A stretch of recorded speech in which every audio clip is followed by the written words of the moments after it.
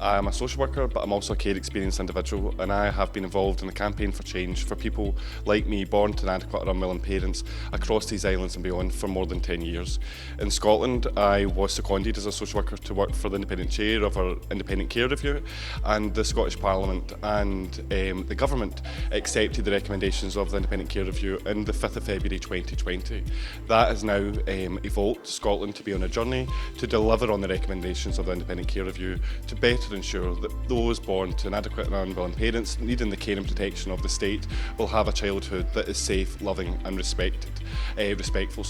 And we hope that this change will be delivered by 2030.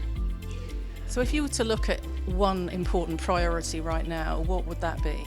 Across the UK, I think it's really, really important that we begin to understand what the reality is like to be brought up in care across these islands. In Scotland, we were able to evidence that for the vast majority of us, it was right that we were taken into the care of the state, and that was largely due to the decisions and behaviours of our biological parents. What we were able to evidence when we pursued a campaign for radical change in Scotland was that it was actually the decisions and behaviours of the state that were impeding on our ability and our chances to have the same outcomes as our peers who grew up with their family in a traditional family setting. We were able to demonstrate that that wasn't good for us and our life outcomes, but it most definitely wasn't good for the taxpayer. So I would suggest that actually we really need to better understand how we support an experience that is positive and enables people like me, a care experienced individual, to have the chance to become a contributing, successful member of society. And why is a conference like this organised by Fatima so important?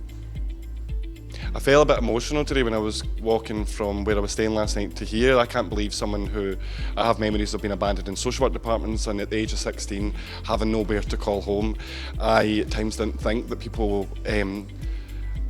beyond my family understood what it was like to have